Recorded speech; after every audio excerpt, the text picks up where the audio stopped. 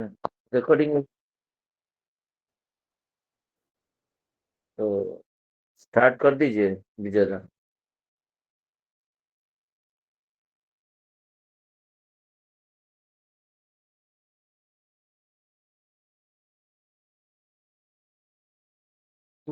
विजय दा मेरा आवाज आ रहा है? हाँ जी दादा। वंदे पुरुषोत्तमम वंदे पुरुषोत्तमम वंदे पुरुषोत्तमम। आज के आलोचना प्रसंग के चयनित अंश के पाठ के लिए श्रद्धेय सूरज अग्रवाल दा का रिकॉर्डेड वॉइस चालू करता हूँ दादा। आलोचना प्रसंगे सप्तम खंड, date 11th January 1946, page 28-29। Spencer दा, गुरु के भालोबासलेই तो हलो, दीक्षार प्रयोजन की? स्पेंसर दा ठाकुर जी से पूछने लगे, गुरु को प्रेम करने से ही तो हुआ, दीक्षा की प्रयोजनीयता क्या है? सीसी ठाकुर, सब ব্যাপারে फॉर्मल एक्सेप्टेंस लौकिक ग्रहण चाहिए। सीसी ठाकुर जी इस प्रश्न का उत्तर देते हुए कहने लगे, सभी बारे में फॉर्मल एक्सेप्टेंस यानी कि लौकिक ग्रहणता चाहिए। नारी पुरुषের মধ্যে ভালোবাসা যতই থাক না কেন, যদি তারা বিয়ে না করে তাহলে কিন্তু একের অন্যকে স্বভাব আর বুদ্ধি আসে না। नारी और पुरुष में कितना भी प्रेम क्यों ना रहे, अगर वे शादी ना करे तो एक दूसरे के प्रति सहन और वहन करने की बुद्धि नहीं आती है। আবার দীক্ষার ভিতর দিয়ে কায়দাটা জানা যায় যাতে করে गुरुर ऊपर ভালোবাসাটা বৃদ্ধি পায় और दीक्षा के द्वारा कायदा समझ में आती है जिसके वजह से गुरु के प्रति प्रेम वृद्धि पाता है। এমন সময় প্রমোদ দা আসলেন। ऐसे समय पर प्रमोद दा आए। सीसी ठाकुर स्पेंसर दा के जिज्ञासा करलेन, তুমি খেজুরের রস খেয়েছো? सीसी ठाकुर स्पेंसर दा को पूछने लगे कि तुम खजूर का रस पिए हो? स्पेंसर दा, একদিন খেয়েছি, ভালো, गुड़ आरो भालो। स्पेंसर दा कहने लगे, एक दिन खाया था, अच्छा है, गुड़ और भी अच्छा है। सीसी ठाकुर प्रमोद दा के बोललेन, আপনি ওদের রস গুড় দুই ভালো করে খাওয়ায় দেবেন। सीसी ठाकुर प्रमोद दा को कहने लगे, आप उन दोनों को रस और गुड़ दोनों ही अच्छी तरह से खिला देना। একটু পরে আত্মপ্রসাদের সঙ্গে বললেন, আমাদের দেশে পুয়ার गरीब होले की होवे, ऐश्वर्य किंतु कम नहीं। थोड़ी देर बाद आत्मप्रसाद से ठाकुर जी कहने लगे कि हमारे देश में पुअर यानी कि गरीब होने से क्या हुआ, ऐश्वर्य लेकिन कम नहीं है। स्पेंसर दा, भारतवर्ष तथा बांग्ला सत्य उपभोग्य स्थान। स्पेंसर दा ठाकुर जी से कहने लगे, भारतवर्ष तथा बांग्ला सच में उपभोग्य स्थान है। सीसी ठाकुर उच्छ्वसित कंठे, তাই তো কত কবি এর স্তুতি করে গেছেন। सीसी ठाकुर उच्छ्वसित कंठ में कहने लगे, इसलिए तो कितने ही कवि इनकी स्तुति करके गए हैं। ये देशेर कथा जतो भावी आमारो अंतर स्तुतिते भरे उठे। इस देश के बारे में जितना मैं सोचता हूँ उतना ही मेरे अंतर में स्तुति भर जाती है। পাবনা থেকে আগত এক ভদ্রলোকের সঙ্গে সদাচার সম্পর্কে কথা বলতে বলতে सीसी ठाकुर বললেন, প্রস্রাব করে জল নেওয়ার প্রয়োজনীয়তা সম্পর্কে আমার প্রথম বিশেষ করে খেয়াল হলো কলকাতায়। पावना से आए हुए एक महाशय के साथ सदाचार के बारे में बातें कहते कहते सीसी ठाकुर जी कहने लगे कि पेशाब करके पानी लेने की प्रयोजनीयता के बारे में मुझे पहला विशेष करके ख्याल आया कलकत्ता में। 7টা सिफिलिसेर रोगी देखलाम। 7 सिफिलिस के रोगी मैंने देखा। ताদের सिफिलिस হয়েছে सिफिलिस रोगीर हाथे जल খেয়ে। उनको सिफिलिस हुआ था सिफिलिस रोगियों के हाथ से पानी पीकर। জলের মধ্যে খারাপ কিছু থাকলেও অনেক সময় প্রস্রাব সেটা বের করে দিতে চায়। पानी में बहुत कुछ खराब रहने के वजह से बहुत बार ऐसा होता है कि पेशाब के द्वारा वो बाहर निकल जाता है। জল না নিলে ওই দূষিত প্রস্রাবটা লেগে থাকে, তারপর যদি কোনো কারণে ওই স্থানে ছাল যায় তবে ওই দূষিত জিনিসটা রক্তের সঙ্গে মিশে সিফিলিস হবার সম্ভাবনা থাকে। पानी न लेने के वजह से उस दूषित पेशाब लग जाता है और बाद में अगर किसी वजह से वहां पे कट जाए तो वो दूषित पदार्थ रक्त के साथ मिलकर सिफिलिस होने की संभावना रह जाती है। भद्रलोक बोललेन, আমরা তো অত ভাবি না। महाशय ने कहा कि हम तो इतना सोचते ही नहीं है। सीसी আমাদের ভাবনার মধ্যে আসে না বলেই তো যারা আমাদের জন্য ভেবে আচার নিয়ম ঠিক করে দিয়ে গেছেন ताদের निर्देश मतो चला भालो। सीसी ठाकुर जी इस बात पर कहने लगे, सभी हमारे चिंता में नहीं आती है, इसीलिए तो जो हमारे लिए इतना सोच समझकर नियम ठीक किए हैं। उनके निर्देश के अनुसार चलना अच्छी बात है। जय गुरु। जय गुरु दादा। हम लोग सूरज दा को धन्यवाद देते हैं कि वो जो पर्सन को हमारे लिए रिकॉर्ड करके गए हैं इतने दिनों के लिए। अभी मैं आज का जो है हिंदी में कुछ जो अंश है इम्पोर्टेंट अंश मैं बोल देता हूँ। स्पेंसर दा ने पूछा, गुरु से प्रेम कर लेने भर से तो काम हो जाना चाहिए, फिर दीक्षा की आवश्यकता क्या है? श्री ठाकुर भी बोले, हर विषय में एक औपचारिक स्वीकार आवश्यक होता है। स्त्री और पुरुष के बीच चाहे कितना ही प्रेम क्यों न हो, यदि वे विवाह न करें तो एक दूसरे को निभाने और वहन करने की बुद्धि तथा उत्तरदायित्व बोध विकसित नहीं होता। इसी प्रकार दीक्षा के माध्यम से वह विधि और मार्ग भी ज्ञात होता है, जिससे गुरु के प्रति प्रेम निरंतर बढ़ता जाता है। इसके बाद जो प्रसंग है में यहाँ पर ठाकुर जी पावना से एक सज्जन के साथ सदाचार, स्वास्थ्य एवं सूचना संबंधी आचार की चर्चा करते हुए श्री ठाकुर बोले, मूत्र त्याग के बाद जल प्रयोग करने की आवश्यकता पर मेरा विशेष ध्यान सबसे पहले कलकत्ता में गया। वहां मैंने सिफिलिस के 7 रोगी देखे। उनका सिफिलिस इस कारण हुआ था कि उन्होंने सिफिलिस ग्रस्त व्यक्ति के हाथ से जल ग्रहण किया था। कई बार शरीर में कोई दूषित तत्व होने पर मूत्र उसे बाहर निकालने का प्रयत्न करता है। यदि मूत्र त्याग के बाद जल से शुद्धि न की जाए तो वह दूषित मूत्र वहां लगा रह सकता है। बाद में यदि किसी कारण उस स्थान की त्वचा छिल जाए या घाव हो जाए तो वह दूषित पदार्थ रक्त से मिलकर सिफिलिस होने की संभावना उत्पन्न कर सकता है। तो आज का विषय वस्तु के आलोचना के लिए हमारे फर्स्ट आलोचक श्रद्धेय श्रीमती राधिका कलमकर माँ जो मुंबई से हैं, अनुरोध करता को माँ आप 5 मिनट के लिए आलोचना करें। आपका टाइम होता है 6:40 तक। जय सभी को जय गुरु। आज का जो मुझे विषय वस्तु दिया है कि वो है सिफिलिस के बारे में बताने के लिए आलोचना करनी है मुझे। सबसे पहले बताती हूँ सिफिलिस होता क्या है। सिफिलिस एक अभी तो बोलते हैं कि सेक्सुअली ट्रांसमिटेड डिसीज है, लेकिन उसका जनरेशन किस तरह से होता है। हमारी बॉडी में बहुत सारे टॉक्सिन्स बनते हैं और वो टॉक्सिन्स किस तरह से बाहर निकलते हैं, बॉडी बाहर फेंकता है, एक तो मूत्र से या मल से। और अगर उस वक्त उस क्रिया के दौरान अगर हम लोग अच्छे से जल से परिशुद्ध नहीं हुए तो उसके पार्टिकल्स वो जो है वो वहां पर स्थिर रहते हैं।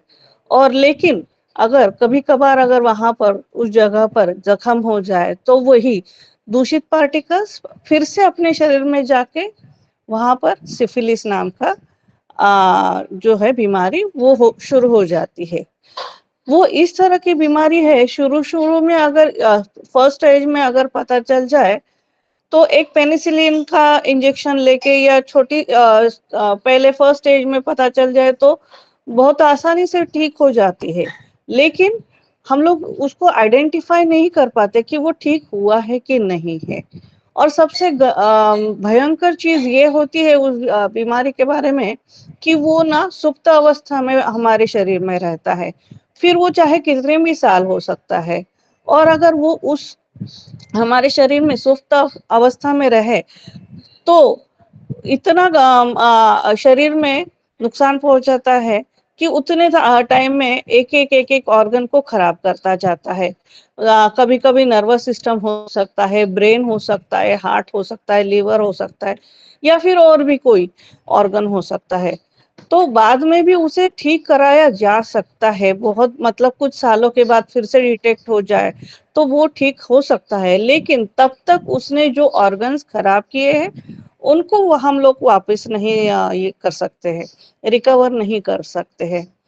तो ठाकुर जी ने एक छोटी सी प्रैक्टिस हमको बताई है कि मूत्र त्याग करने के बाद, मल त्याग करने के बाद पानी का उपयोग करना जरूरी है। तो एक छोटी सी प्रैक्टिस हमारे आगे जाके सिर्फ हमें नहीं, क्योंकि ऐसी बीमारी है कि हमारे द्वारा हमारे पार्टनर या हमारे घर वालों को भी हो सकती है और हमें पता भी नहीं चलता कि हमारी थोड़ी सी लापरवाही की वजह से इतनी बड़ी बीमारी हो सकती है। इसीलिए ठाकुर जी ने बताया है कि एक छोटी सी प्रैक्टिस है जिसको हम अगर मतलब प्रैक्टिस में लाए, एक छोटी सी चीज, तो हम बहुत बड़ी आने वाली मुश्किल से बच सकते हैं। उतना कह के और ज्यादा कुछ नहीं बोल पाऊंगी मैं। जय गुरु। जय गुरु माँ। माँ को मैंने कल रिक्वेस्ट किया था कि माँ कुछ जो है डिजीज संबंधी है, माँ जो है मेडिकल फील्ड से जुड़े हैं, तो माँ ने बहुत अच्छी तरह से जो है इस बीमारी के बारे में बताया। अभी नेक्स्ट आलोचक हैं हमारे श्रद्धेय श्री ओम प्रकाश सादा, जो ठाकुर जी का दरजू हैं, मुजफ्फरपुर से जुड़े हैं। दादा से अनुरोध है कि दादा आप 10 मिनट के लिए आलोचना करें। आपका टाइम होता है 6:48 तक। जय गुरुदेव। आवाज मिल रही है? हाँ जी दादा। जैसा कि जो चर्चा टॉपिक है आपने बांग्ला में और हिंदी में बोली थी है, तो उस पर मैं आगे बात करता हूँ। मैं एक सत्संग में गया था, शादी के ओकेजन पे वो सत्संग रखा हुआ था। सत्संग के बाद जनरली वहाँ के लोग जो भी उपस्थित रहते हैं उनसे हम लोग बात करते हैं, जो नॉन दीक्षित उसको दीक्षा दिलाने के लिए। तो शादी के उपलक्ष्य में वो सत्संग रखी गई थी, उसी सत्संग में मैं गया था और ऐसे में वहाँ एक माँ आई थी, उनसे मेरी बात हो रही थी।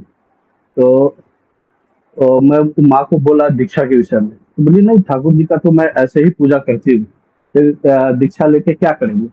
तो मैं बोला उनको कि देखिए आप आए हैं शादी में, शादी में बहुत सारा रस्म होगा, हल्दी होगी, मेहंदी होगी, मटकोर होगा, बारात होगा, रिसेप्शन होगा, दाम्पत्य जीवन इन लोगों का शुरू होगा। एक ये प्रोसेस है, और एक प्रोसेस क्या है कि लड़का जाता कहीं से लड़की लेके आता और रहने लगता साथ में, एक वो रिलेशन रहता। तो दोनों में क्या डिफरेंस है, कौन सही है। तो बोली नहीं ये जो शादी वाला है ना ये सही है। तो बोली यही है दीक्षा। ऐसे ही किसी की पूजा कर रहे हैं और उनसे दीक्षित होकर उनका जो ठाकुर बोले फॉर्मल एक्सेप्टेंस करके जो हम कर रहे हैं, ये दोनों में बहुत डिफरेंस हो जाता है। उसमें क्या है कि हम किसी बंधन में नहीं है, थोड़ा सा मन मिला तो आपके साथ है, मन नहीं मिला तो आपके साथ नहीं है, फिर किसी और के साथ है।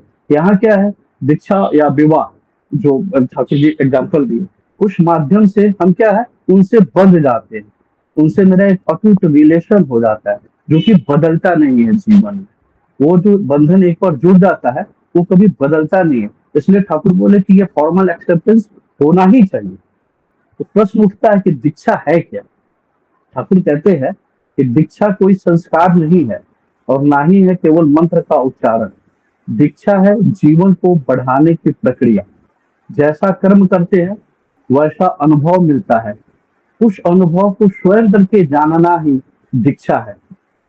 ठाकुर कहते हैं विधान और नियम को जाने बिना उन्नति के मार्ग में आने वाली बाधा को कैसे पार करोगे। और जानना कोई मूर्ति तो नहीं है जिसको स्थापित करेंगे, पूजा करेंगे और मेरा हो जाएगा। ये तभी होगा जानना जब उसको अपने जीवन में उतारते हैं, जब हम संकल्प लेके उस चीज को करते हैं। ठाकुर कहते हैं श्रद्धा और भक्ति से जीवन में आने वाली बाधाएं जो है वो घटती है, और जब जीवन में सत्य का अनुभव होता है वही है दीक्षा ग्रहण। आगे ठाकुर इस संदर्भ में कहते हैं कि मनुष्य की वृत्तियां यदि अनियंत्रित रहे तो वह उसे भीतर ही भीतर खा जाती है। जैसे केकड़े का बच्चा माँ के भीतर रह के माँ को ही खाता है, उसी तरह असंयमित वृत्तियां मनुष्य को ही छीन करती है। इसलिए दीक्षा की आवश्यकता है। दीक्षा क्या करता है, यह पाप को क्षय करता है, जीवन को वृद्धि का ज्ञान देता है और चलन को नियंत्रित करता है। इसके आगे ठाकुर दो बहुत इंपॉर्टेंट लाइन बोलते हैं। ठाकुर बोलते क्या है कि जिन्होंने दीक्षा ली है और अपने को नियम में नहीं ढाला है उनकी प्रगति नहीं हो सकती, और जिन्होंने दीक्षा ही नहीं लिया है वो अंधकार में दिशाहीन भटकते रहते हैं। जैसे जंगल में कोई खो जाता है और उसको बाहर निकलने का रास्ता नहीं मिलता है, उसी तरह वो उसी में छटपटा के रह जाता है। इसलिए जो दीक्षा नहीं लिया वो उसी तरह भटक के रह जाता है। लेकिन जो दीक्षा लिया है और नियम पे नहीं चलता है ये मतलब जो है उसकी उन्नति नहीं होती, ठाकुर स्पष्ट बोले हैं।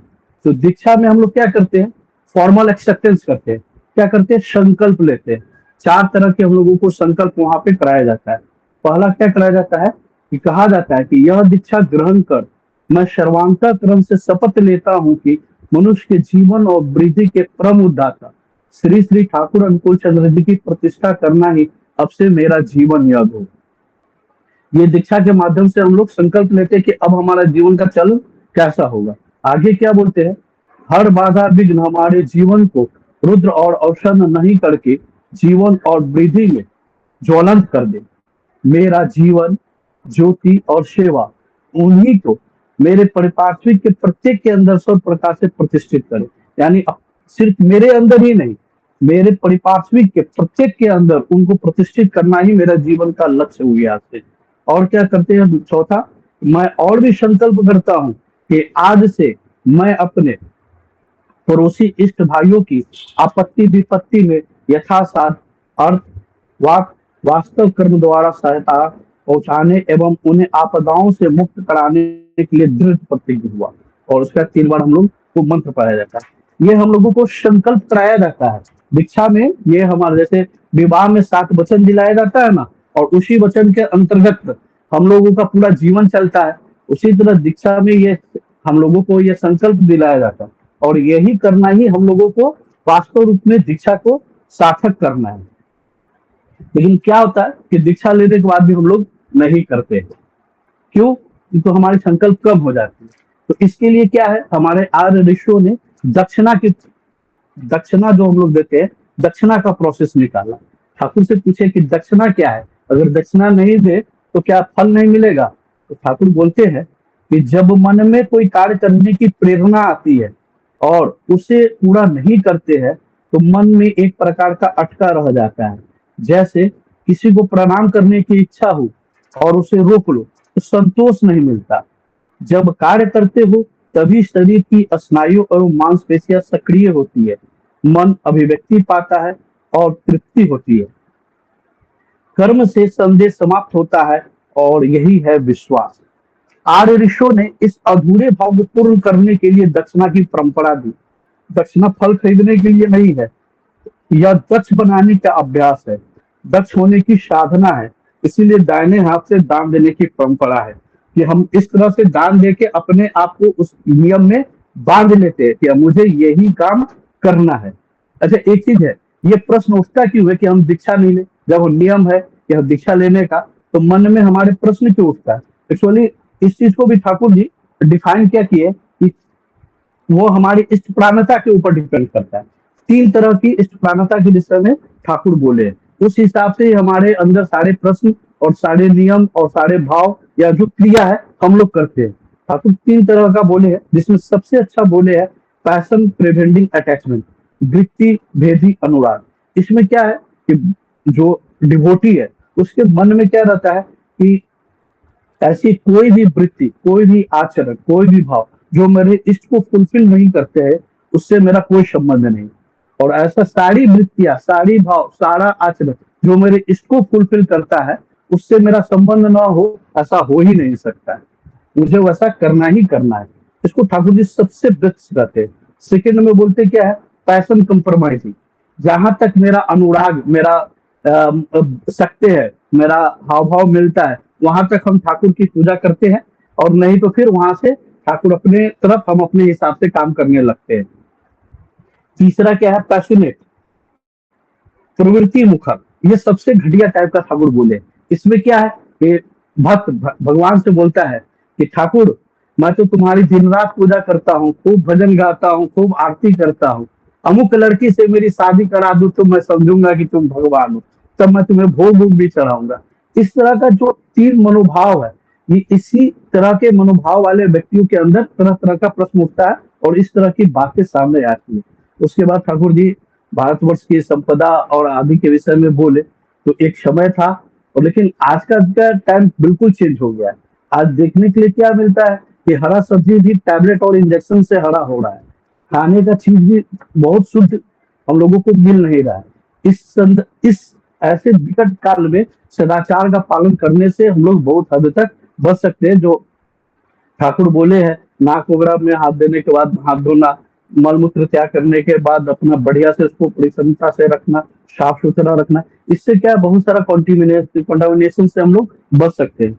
जहां तहां जिसके तिसके हाथ से नहीं खाना। किसी के होटल में मान लीजिए कोई टीबी का पेशेंट है, गया चाय पिया, फिर उसी कप में बढ़िया से धोया नहीं, आपको दे दिया, फिर आपको एक नया बीमारी हो गया। तो इस तरह से बचने के लिए ठाकुर पहले से ही बहुत सारे नियम विधान देते चले आए हैं। जरूरत है उसको जाने हम लोग और अपने जीवन में अपनाए, तो बहुत सारी बीमारियों से हम लोग बच सकते हैं, स्वस्थ जीवन जी सकते हैं। स्वस्थ जीवन जी के हम लोग ठाकुर को प्राप्त कर सकते हैं, ठाकुर के बताया गया आदर्श पे चल सकते हैं। इसी बात के साथ मैं अपनी वाणी को विराम देता हूँ। जय गुरुदादा। जय गुरु दादा। आपने बहुत बहुत सुंदर आलोचना किया आज के विषय वस्तु पर। आपका स्टार्ट ही जो था ना, कन्विंसिंग था। जो शादी का जो आपने उदाहरण दिया और दीक्षा में संकल्प जो होता है उसका भी याद दिलाया हम लोग को। और इसलिए जो है ना, दीक्षा पत्र जो मिलता है दीक्षा के टाइम में, उसको लेमिनेट करा करके रखना चाहिए और बीच बीच में उसको पढ़ना चाहिए, जिससे हमें दीक्षा संकल्प याद रहे। बहुत सुंदर दादा। अभी आज के जो हमारे नेक्स्ट आलोचक हैं, श्रद्धेय श्री सुशांत नायक दा, जो ठाकुर जी का एसपीआर हैं मुंबई से। मैं अनुरोध करता हूँ दादा 15 मिनट के लिए आलोचना करें। आपका टाइम होता है 7:03 तक। जय गुरु। वंदे पुरुषोत्तमं वंदे पुरुषोत्तम वंदे पुरुषोत्तम। आज का बहुत ही गुरुत्वपूर्ण विषय है दीक्षा। सदैव पेंसारदा ठाकुर जी को सहज भाव से पूछ रहा है कि ठाकुर ईश्वर के प्रति, भगवान के प्रति प्रेम होने चाहिए तो हो सकता है, दीक्षा का क्या जरूरत है। हर मनुष्य जीवन में सहज में पाना चाहता है, कोई बंधन में पाना नहीं चाहता है। उनके उदाहरण स्वरूप ठाकुर जी ने बोला, शादी जो व्यवहारिक जो दिन धार्य करके कन्या को वरण करके हाथ पाग में बांध के अग्नि साक्षी करके जो शादी करता है, तो क्या जरूरत है, ऐसे तो रह सकता है। ठाकुर जी इसको बोलने लगा, तो जीवन में जो भी कुछ मैं करता हूँ स्वतःस्वेच्छ भाव से, उसका जो भी साक्षी रहता है, उसको जो भी देखता हूँ तो भी मन भर जाता है। ये जीवन में जब रीति रिवाज मान के जीवन चलता है, तो भी उसका एक इम्पोर्टेंस रहता है, तो भी एक भरोसा रहता है। दीक्षा का टाइम, जैसा ओम प्रकाश दा ने बहुत अच्छा से भाव से बोला, दीक्षा का टाइम हम लोग सभी संकल्प लेता है ठाकुर जी के पास। मैं ठाकुर जी को जीवन भर उनकी बात को हिसाब से जीवन में चलने का प्रयास करूंगा। ये संकल्प बार बार अपने को याद दिलाता है, मैं ठाकुर जी को पास अंगीबद्ध हुआ हूँ। ये मेरा जीवन की प्रथम एवं प्रधान कर्तव्य है, ठाकुर जी को बात को ग्रहण करते हुए जीवन में चलना, और इसी में मेरा जीवन की मंगल है। ये जो बात बार बार याद होता है, तो मैं कभी संकल्पच्युत होता हूँ तो मेरे को पुनराय उस पथ में आने का इच्छा जागता है। ऐसा ही जीवन में बहुत ही इम्पोर्टेंट एक दिख है विवाह। जब भी एक कन्या के साथ सुबंधन में एक पात्र को बंधन किया जाता है, संकल्प करते हुए एक ब्राह्मण आते हुए एक संस्कार सब भारतीय स्वजन आता है, उसका एक भोग्य जो परिवेश होता है, उसमें पूर्ण रूप में एक कन्या, एक एक स्वामी को वरण करता है, वो वरण जीवन भर के लिए है। उसमें कोई हल्कापन नहीं है। श्री जी ठाकुर जी बोल के गया जे जीवन में सबसे इम्पोर्टेंट चीज है, 3 चीज है, शिक्षा, दीक्षा, विवाह। ये विवाह बंधन में मैं जो बंधन हुआ हूँ मेरे जीवन को वर्धन करने के लिए, तो भी चूक होने का संभावना बहुत ही कम है। कोई लड़का कोई लड़की को ऐसे ही पकड़ के लेकर के जीवन शुरुआत कर दिया है, उसमें जीवन में बहुत सारा हल्कापन है। उसका जीवन चलते चलते कभी भी रुक सकता है, क्योंकि उसमें कोई रीति रिवाज नहीं है, उसका कोई बंधन नहीं है। इसलिए बंधन टूटने का चांसेस बहुत ही ज्यादा है। समाज में उनको मान्यता नहीं देता है, उसको संकीर्ण भाव से देखता है। उसका माध्यम से जो संतान आएगा उसको अंदर भी संकीर्णता रहेगा, वो संतान कभी अच्छा नहीं हो सकता है। बहुत ही इम्पोर्टेंट है मेरे जीवन के लिए सुचारू रूप से जो मैं जीवन को नियंत्रित करता हूँ, तो भी विधाता को पालन करते हुए, विधि के विधान को अनुकरण करते हुए जीवन में चलना ही मेरे जीवन की सेवा है। समाज के लिए मेरे सेवा है। मैं समाज का सामने सुचारू रूप से चल सकता हूँ और मेरा परवर्ती जनरेशन, मेरे पुत्र कन्या, वो भी समाज में स्वीकृति भाव से चल सकता है। तो इसीलिए हर मनुष्य को जीवन सुचारू रूप से चलाने के लिए एक बंधन में बुद्धित होकर रहना अच्छा है। इसलिए आचार्य देव बोलता है कि जीवन जैसा एक नाव है, उसको एक अच्छा से पेड़ के साथ बांध के रखना चाहिए। तो नदी में जो भी नाव रहेगा, कितना भी तूफान आए उसको लेके नहीं जा सकता है। तो ऐसा ही जीवन को सुरक्षित रखना है तो सदगुरु का दीक्षा लेना एक जीवन की पथ है। वही पथ में जो भी मैं चलता हूँ, मैं मेरा जीवन को सुरक्षित करता हूँ। साथ साथ मैं ये जो शिक्षा में शिक्षित हुआ हूँ, ये बात दूसरे को बोल के आनंद दे सकता हूँ और उसको जीवन को आनंदित कर सकता हूँ। इसीलिए ठाकुर जी बोलता है, सदीक्षा तू एक खुने इष्ट तेरा संप्रीति, मरण तारण ए नाम जपे काटे अकाल जम्भीति। जब भी मेरा जीवन में मेरा गुरु है, मेरा प्रभु है, मेरा ईश्वर है, तो भी एक अभय भाव आता है, एक चेतना आता है। मैं तो यो परम की पथ में चलने के प्रयास करना हूँ। मेरा जीवन में कभी अघटन, दुख, कष्ट आएगा तो भी मैं उसको संभाल सकता हूँ, उसको संकट से मैं मुक्ति पा सकता हूँ, क्योंकि उसका आदब कायदा, जीवन की जो आदब कायदा मेरा प्रभु ने, मेरा गुरु ने बता के गया है और वो मैं दिन प्रैक्टिस करता हूँ। उसके बाद फिर पेंशरदा को ठाकुर जी भारतवर्षों की बहुत कुछ जो अच्छा चीज है उनका बारे में बोलने लगा। ये खजूर का गुड़ खाया गया, फिर पेंशरदा बोला मैं खजूर का रस भी पिया है और उससे भी अच्छा है उस खजूर का गुड़ है। ये भारतवर्ष में हर मनुष्य की हर एरिया में बहुत कुछ अच्छा चीज मिलता है, जैसा ताल का गुड़, ताल का रस, खजूर का गुड़, खजूर का रस, ऐसा फिर ठाकुर जी प्रसन्न होकर बोलने लगा, भारतवर्ष गरीब है, लेकिन भारतवर्ष में ऐसा ऐश्वरिक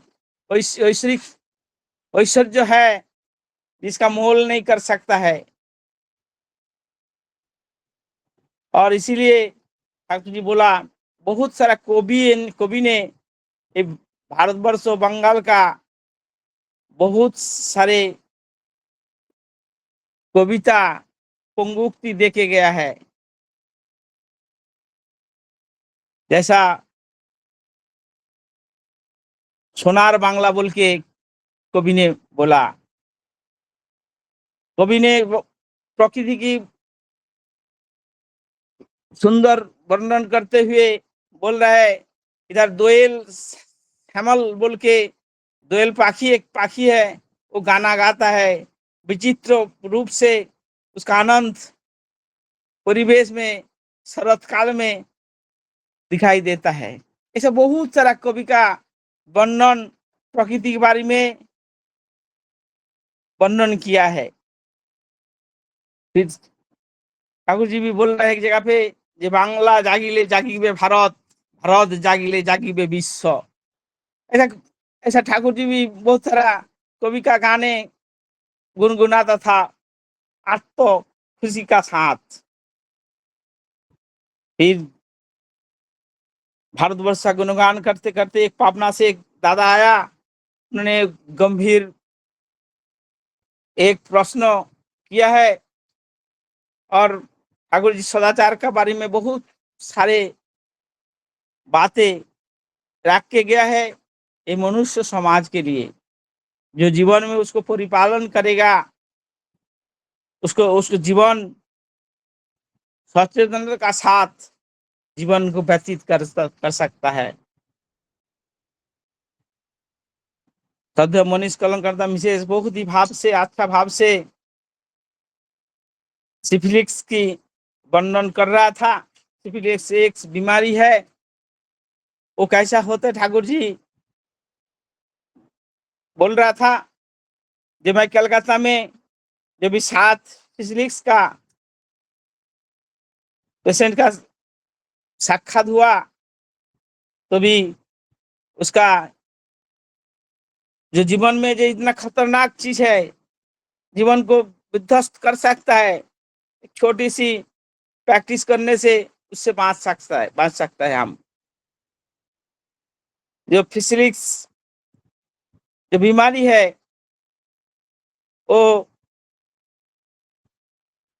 कभी भी मनुष्य का हो सकता है, लेकिन इसीलिए ठाकुर जी पहले सदाचार में बोला है, जे पेशाब करने के बाद, पायखाना बंद करने के बाद अच्छा से शौच करना जरूरी है, क्योंकि मनुष्य चाहता है सटीक पद में खुद को नियंत्रित करने के लिए, लेकिन जब भी हमारा जीवन में जो नॉलेज का अभाव होता है, इसलिए ठाकुर जी बोलता है जो दुख की कारण है अज्ञानता, अज्ञानता ही दुख की कारण है। और ज्ञानी एक मनुष्य को पुण्यत्व ला सकता है। इसलिए जीवन में ऐसा सदगुरु को पकड़ना है जो जीवन की हर दिशा में, हर पल में, हर पथ में हमको पथ दिखा सकता है। इसीलिए जीवन में गुरु ग्रहण करना बहुत जरूरी है, और साथ साथ सदगुरु जीवन में मिले तो जीवन क्या वंशज को एक मंगल की रास्ता दिखा सकता है। एक बात में एक बात याद आ रहा है, एक बार एक दादा ने ठाकुर जी का प्रवीण ऋतिक है, सत्संगी है, उनका मृत्यु काल में उसको पुत्र लोग को बोल के जा रहा है, देख मैं क्या क्या क्या दिया वो तो मैं हिसाब बोल नहीं सकता हूँ, लेकिन जीवन में जो मैं परम पिता को गुरु रूप में ग्रहण करते हुए जीवन पथ में चलते चलते तुम लोग को जो संस्कार देके जा रहा है, ये संस्कार जीवन की हर दिशा में परिचालित करना खुद को, और यही है जीवन की अनमोल संपद। इस संपद से तुम लोग और वर्धित होना और जीवन में सब संकट से मुक्ति पा सकता है यही पथ में ही। इसलिए हर मनुष्य का जीवन में एक परम आदर्श एक सदगुरु का आवश्यकता है, चाहे वो कितना भी ज्ञानी रहे, कितना भी अर्थवान रहे, कितना भी बलवान रहे। इसलिए श्री ठाकुर जीवन काल में खुद बोल रहा था, मैं मेरा जीवन में कभी परोपकार कर नहीं पाया, क्योंकि ये विश्व संसार में कोई उनका पर है ही नहीं। ये संसार में सभी उनका अपन है। इसीलिए जीवन में हर पल हर क्षण में मनुष्य कैसा मंगल में रहे, मनुष्य कैसा सुख शांति समृद्धि में रहे, उनका ही चिंतन में बहुत ही बातें रख के गया हम सभी का सामने। सदैव शशिकांत दादा जो इस सुंदर इस आलोचना प्रसंग का पाठ शुरू किया है, ये सब मनुष्य को अवगत करने के लिए, जैसे श्री ठाकुर जीवन काल में जो बोल के गया, जो वाणियां दे के गया, हम सभी उसको जानेगा तो जीवन में हम उसको इस्तेमाल कर सकता है और जीवन को परिपूर्ण कर सकता है। क्योंकि गुरु ग्रहण करने से नहीं होता है। जैसा आचार्य देव सहज भाव से बोलता है, जब ताल पत्ता का पंखा लेकर आया, लेकिन उसको हिलाना हिलाएगा तो हवा लगेगा ना। जीवन में मैं गुरु को ग्रहण किया है, लेकिन जीवन पथ में मैं गुरु की बात जब आचरण में नहीं लाता है, तो मेरा गुरु का ग्रहण करना मेरे लिए एक वस्तु को घर पे लेके आना जैसा हो जाएगा। जैसा एक निर्जीव वस्तु घर में पड़ा रहता है, उसको साफ करने से उसका उज्ज्वलता प्रकाश होता है, ऐसा ही गुरु का जो बात जो उन्होंने दया करके हम सभी को बोला है, हम हमारे लिए मैं उसको दैनंदिन जीवन में पालन करता हूँ, तो जीवन में मैं गुरु को ग्रहण किया बोल के एहसास कर सकता हूँ। यही बोलते हुए सभी का मंगल प्रार्थना करता हूँ। वंदे पुरुषोत्तमम, वंदे पुरुषोत्तमम, वंदे पुरुषोत्तमम। बहुत बहुत उत्कृष्ट आलोचना दादा आज के विषय वस्तु पे। और मैं जो है सुशांत दा के साथ जनरली जाता हूँ जाजन वर्क या डीपी वर्क में। दादा हमेशा बोलते हैं कि तार का पंखा ले लिए, उसको हिलाया नहीं तो फिर हवा कहाँ से लगेगा। बहुत अच्छा लगता है दादा आपका। और जो स्वास्थ्य सदाचार ठाकुर जी का अलग सब्जेक्ट ही है। ठाकुर जी बोलते हैं कि शरीर को एक मंदिर बना के रखना है, शरीर को स्वस्थ रखना है। बहुत सुंदर आलोचना दादा आपका। अभी आज आगे के कंक्लूडिंग आलोचना के लिए मैं श्रद्धेय शशिकांत दास अनुरोध करता हूँ दादा आप आलोचना करें। वंदे पुरुषोत्तमम, वंदे पुरुषोत्तमम, वंदे पुरुषोत्तमम। बहुत सुंदर। बहुत सुशांत का तो भाव बहुत माने इतना अच्छा है जे मनुष्य शरीर में ऐसे भी इंजेक्ट हो जाता है। बहुत भाव प्रवण से वो बोले, बहुत अच्छा लगा विषय वस्तु। इससे पहले ओम प्रकाश दा आलोचना कर रहे थे और हमारा कलम वर्मा सिफिलिस का डिजीज के बारे में बताए। आज का विषय वस्तु एक चीज बताता हूँ। काफी दिन से पेंडिंग वर्क जो था, जे साल में हम एक बार मैं प्रचेष्टा करता हूँ जे कुछ लोग को जो दीक्षा लिए हैं 20 साल से, 15 साल से, 10 साल से, बट एक बार भी देवघर नहीं गए। उनका एक लिस्ट होता है, प्लस डीपी वर्क में जितना भी लोग मिलते हैं, कभी नया लोग, उनको लेके के ठाकुर जी का दर्शन प्रणाम होता है। आज तक दीक्षा लिया, बट मेरा जो गुरु है परम पूज्य श्री श्री आचार्य देव है, जिनको देख दर्शन करके देख के चलूं, वो अभी तक दर्शन नहीं हुआ है। जीवन 10 साल 15 साल बीत चुका है। कल ऐसे सत्संग में मिला, 18 साल से दीक्षा लिया है, बट देवघर नहीं गया, बहुत एक्टिव है। मैं बोला तुम आज तक देखे नहीं आश्रम? ना, नहीं आश्रम दिखे नहीं। तो हम लोग जो प्लान कर रहे हैं अभी 5 अगस्त को जाएंगे।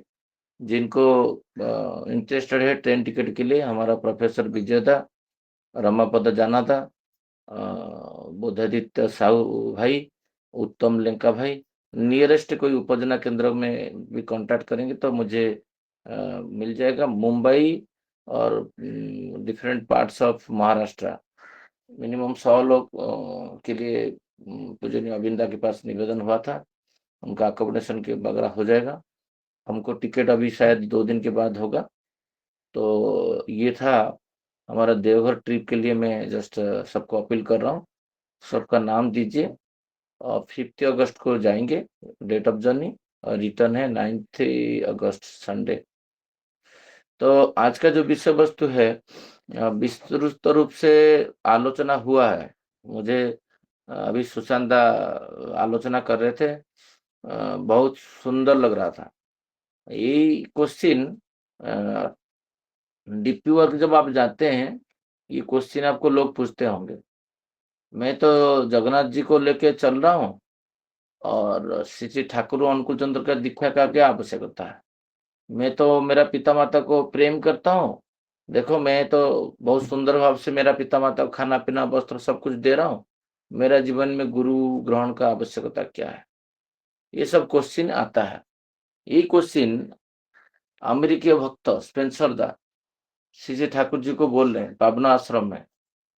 बात है 1946, 11 जनवरी 1946 का। और गुरु को प्रेम करने से तो काम हो जाएगा, और दीक्षा की आवश्यकता है? दीक्षा लेने का क्या जरूरत है? ये क्वेश्चन है, प्रश्न है श्री श्री ठाकुर जी। श्री श्री ठाकुर जी बहुत सुंदर, यही तो पुरुषोत्तम का कमाल होता है। पुरुषोत्तम का जो वाक्य होता है, ये IITian हो, इसरो का साइंटिस्ट हो, एक भिखारी हो, एक एग्रीकल्चर हो, एक प्लम्बर हो, कोई भी व्यक्ति हो, उसको सहज रूप से समझ सकता है। इसलिए कल मैं सुशांत दा को अनुरोध कर रहा था विजयदा का फ्रंट में, जे आपको 22 खंड पढ़ने तक आपको उपस्थित रहना है, हमको जीवित रहना है। ठाकुर जी उनका जीवन काल में बहुत सारा चीज बोले, बट हम लोग हमारा आधा जिंदगी बीत गया, हम ठाकुर जी का बातें जान नहीं पाए। व्हाट टू डू, हम क्या करेंगे हमको पता नहीं। हम पढ़ेंगे जानेंगे, देन कुछ सचिंता आएगा, कुछ करेंगे, कुछ कर नहीं पाएंगे, वो अलग बात है। बट अभी तक हम लोग जाने नहीं ठाकुर जी का इच्छा क्या है। बट सब लोग, जितना भी कर्मी, जितना भी state admin, district admin, DP work, सब लोग लगे हुए हैं डीपी वर्क में, जो इष्ट स्वार्थ प्रतिष्ठा करें। यदि इष्ट स्वार्थ क्या है किसी को पता नहीं। एक भलुम भी पढ़ा नहीं और चल पड़ा इष्ट स्वार्थ प्रतिष्ठा करने की इच्छा क्या है? इसी से ठाकुर जी बोलते हैं, वो जानने के लिए फॉर्मल एक्सेप्टेंस एक जरूरी है। जैसे कोई भी चीज करने के लिए एक लौकिक ग्रहण आवश्यकता है। मेरा बच्चा को मैं बोलूंगा पावर पब्लिक स्कूल में पढ़ाने के लिए, उसका एक फॉर्म होता है, एडमिशन उसको बोला जाता है, एडमिशन फॉर्म किया जाता है। फिर उसका सिलेबस है, उसका बुक्स खरीदता हूँ, फिर बच्चे को पढ़ाता हूँ। हर दिन जाता है, एग्जाम होता है, एग्जाम में लिखेगा, फिर सर्टिफिकेट में उसको एक सिक्योरिटी मिलता है, ये यूनिवर्सिटी का ये पास आउट स्टूडेंट है। बैंक अकाउंट में मैं जाऊंगा 1 लाख रुपया लेके जमा कर दूंगा, होगा नहीं। पहले बैंक अकाउंट खोलना पड़ेगा, उसके लिए एक फॉर्म आपको दिया जाता है। तो श्री श्री ठाकुर जी बोलते हैं कुछ भी आप करेंगे, आप ऐसे जाके भी आपको ड्राइविंग सीख नहीं सकते, उसको एक फॉर्म दिया जाता है कि कुछ होता है तो आपका जिम्मेदारी है। ये लौकिक ग्रहण होता है, एक्सेप्टेंस होता है कोई भी कर्म करने से पहले। इसलिए श्री ठाकुर जी बोलते हैं स्त्री पुरुष जितना भी प्रेम कर ले कि लिव इन रिलेशन में रह जाए। बहुत सारे लोग रहते हैं आज के डेट, हमारे सोसाइटी में भी थे। तो क्या उन लोग को पति पत्नी बोला जाएगा कि उनका संतान होगा तो समाज उसको स्वीकृति देगा? श्री ठाकुर जी बोले उसके लिए एक फॉर्मल एक्सेप्टेंस होता है, उसको बोलता है सुविवाह। और ये सुविवाह का एडमिशन लेने से पहले उनका सब वर्ण गोत्र जाति अभिजात्य वंश विद्या गुण नारी देखता है, फिर उसका फॉर्मल एक्सेप्टेंस कबूल कबूल कबूल 3 बार करता है, नहीं तो नहीं करता है। तो यही श्री ठाकुर जी बोल रहे हैं जी ये फॉर्मल एक्सेप्टेंस। अभी मेरा भाई का बेटा का जब शादी हो रहा था, मंत्र गड़ा दो निकाल दो, हमको विवाह खत्म करना। ऐसा नहीं होता था। प्रज्ञा और मैं दोनों बैठ के हर जगह में मैं रोकता था ब्राह्मण को, जिसका अर्थ समझाओ। जब 7 लाइन क्रॉस करके मिलके जाते थे तब वही मंत्र पढ़ा जाता था। मैं ब्राह्मण को बोलता था उसका अर्थ तो समझाइए। दोनों जो पुरुष और नारी अभी स्वामी स्त्री में परिणत हो रहे हैं, जब तक ओथ टेकिंग क्या हो रहा है उनको पता नहीं है, ब्राह्मण को ही पता है और किसी को पता नहीं है। तो विवाह का मतलब क्या होता है? अनुष्ठानिक हो गया। अभी दीक्षा भी वैसे ही हो गया। श्री ठाकुर जी बोलते हैं पुरुषोत्तम को ग्रहण करने के लिए, गुरु को ग्रहण करने के लिए एक फॉर्मल एक्सेप्टेंस चाहिए, उसका नाम है दीक्षा। जो ओम प्रकाश दा बता रहे थे, जो संकल्प लेना है। जब मैं सुबह उठ के जो प्रणामी मंत्र के साथ ओम ब्रह्म पर ब्रह्म और कुलमालिक और राधा स्वामी दयाल के चरण में प्रणाम करता हूँ, फिर मेरा दैनंदिन जीवन का जो नामधान करता हूँ, प्रार्थना से पहले सूर्योदय से पहले उनको भोग निवेदन करता हूँ, कृतज्ञता का अर्घ्य मेरा जीवन मिला है उनके दया से। ये जब तक मैं दीक्षा नहीं लिया था तब तक तो मैं ना कुछ दे रहा था, सूर्य भगवान को दे रहा था, पिता माता को दे रहा था, बट वो जैसे देना चाहिए, जब स्कूल में कैसे पढ़ना चाहिए, घर पे आप पढ़ा नहीं सकते हो, स्कूल ही भेजना पड़ता है। क्यों? पढ़ के बिना एडमिशन में हम लोग एग्जाम नहीं दे सकते, एकदम बिल्कुल नहीं दे सकते। वही बोल रहा था जो विवाह होता है, अभी जितना विवाह नहीं किए हैं कि जो पिता माता ज्वाइन किए हैं, मेरा विशेष अपील है उन लोगों को, जैसे अभी मैं करके आया, जे आप ब्राह्मण को उसी टाइप का ब्राह्मण को बुलाइए जो आधा घंटा एक्सप्लेन करे जे सुशांत दास श्री ठाकुर जी का सप्रतिनिधि है। और जब दीक्षा देते हैं वो बताते हैं जे ये हाथ से जल हाथ में लिया, पानी पी के हाथ जब सर पे लेने के लिए जाते हैं वो लगाने के लिए, तो वो झूठा होता है। झूठा कभी कभी खाना खाने के बाद सर पे कोई ये करता है कि उसी दिन से सिखाता है, नहीं, आप एक जल में लेके हाथ धोइए। दीक्षा का प्रारंभिक यही होता था सदाचार से, फर्स्ट सदाचार से स्टार्ट होता है। तो उसी दिन से सिखाते हैं जो गुरु को कैसे प्रेम करना है, कैसे काम करना है, कैसे भोग लगाना है, उनको जीवंत मानना। अभी चीनी ले लिया, कुछ बादाम ले लिया, रख दिया। मैं गांव में जब जाता था किसी के घर पे, तो उसमें चिंटिया के लाइन लगा हुए भगवान के पास, तो कोई बोध नहीं है जो मैं किसको क्या दे रहा हूँ। वही उस दिन जब ये हो रहा था, विवाह हो रहा था, 7 कलम चला रहे थे, जे ये क्या क्या शपथ ले रहे हैं। हाँ, हम लोग शादी किए, हमको पता है क्या विवाह में हम लोग क्या शपथ लिए थे? दीक्षा में तो ओम प्रकाशता बता दिए, बट जब हमको भी पता नहीं है तो हमारा कहीं ना कहीं त्रुटि हो जाता है करने में।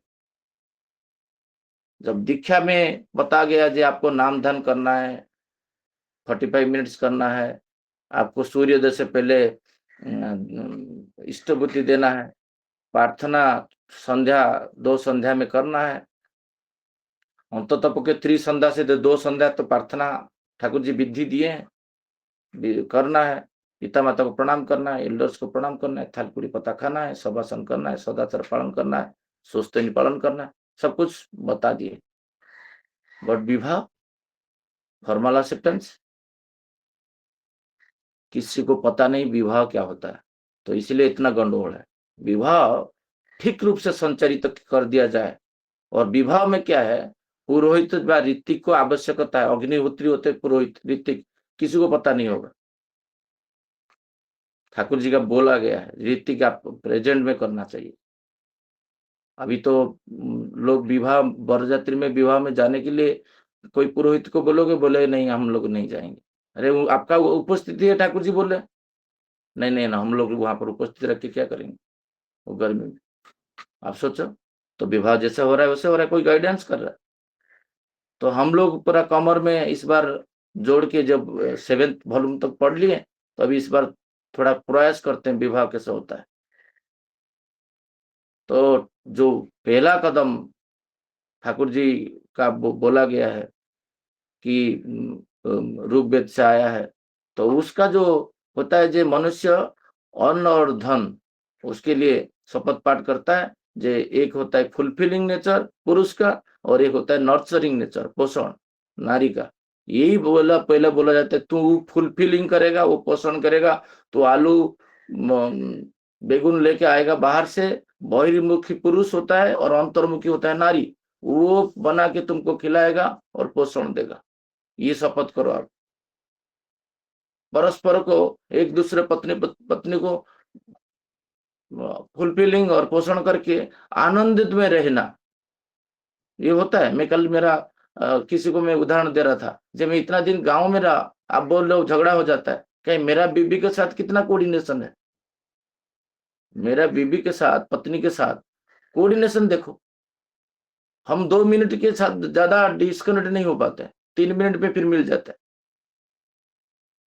तो ये जो सेकंड लॉ बोल रहा है, शारीरिक मानसिक और शारीरिक संबल बनाने के लिए स्वास्थ्य जीवन को लेके चलना है। स्वास्थ्य सदाचार मानसिक बल नारी एक देगा, उन्नति पथ में लेके जाएगा, पुश करेगा।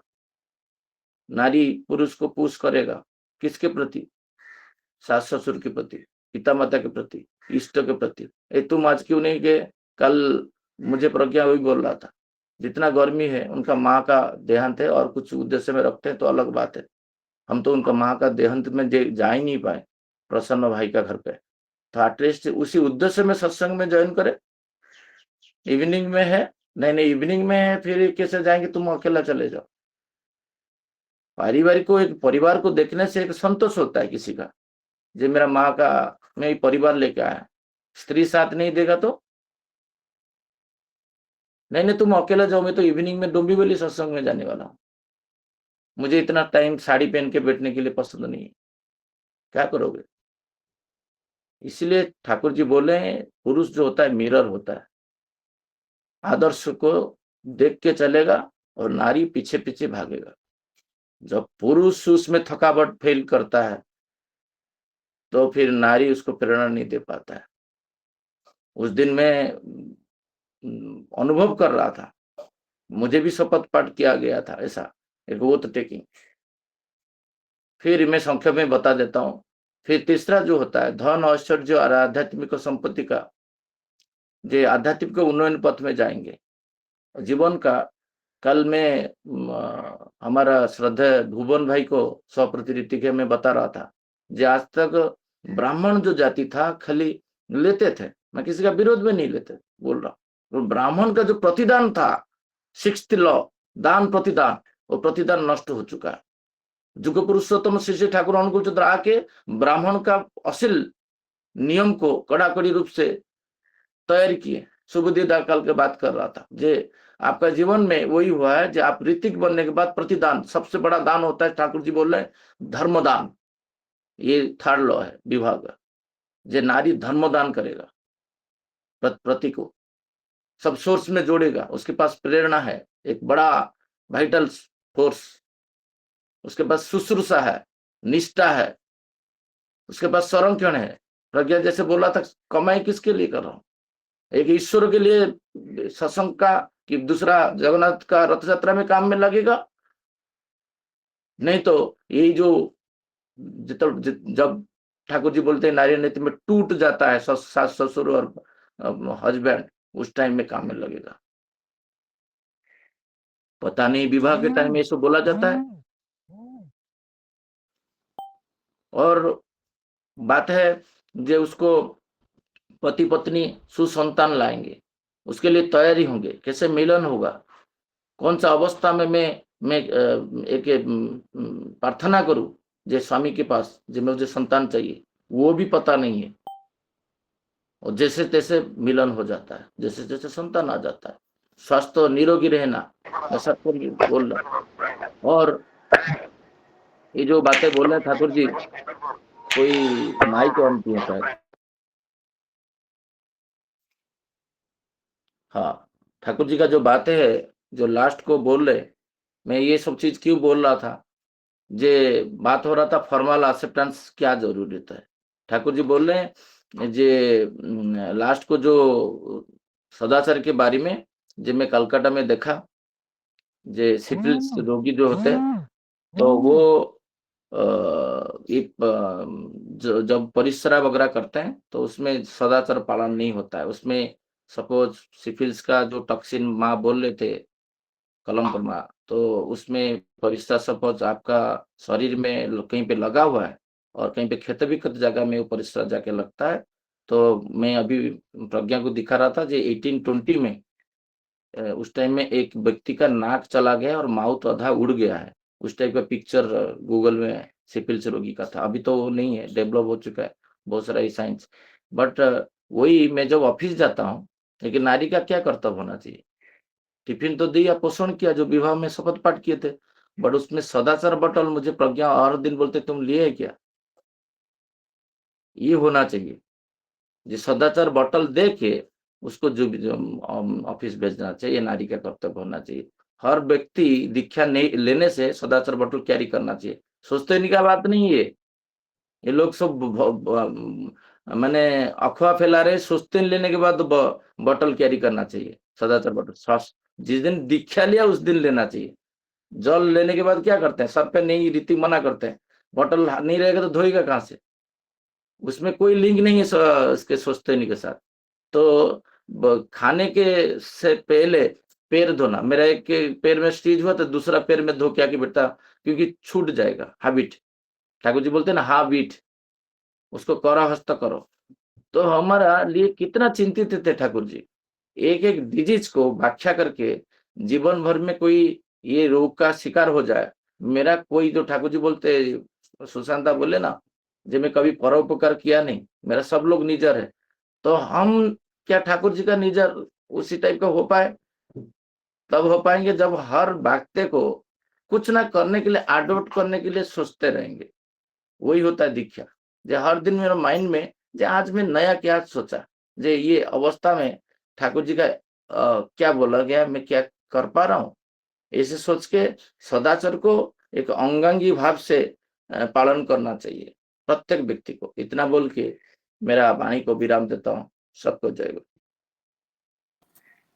जय गुरु दादा, बहुत सुंदर कंक्लूडिंग राजन। जो हम लोग दीक्षा के टाइम में संकल्प लेते हैं और जो शादी के टाइम में भी संकल्प लेते हैं, और ये दोनों बातों को आपने लिंक करके जो आज की आलोचना को हम लोग का समझाने का प्रयास किया है, तो आज की आलोचना को यहीं पर समाप्त करता है।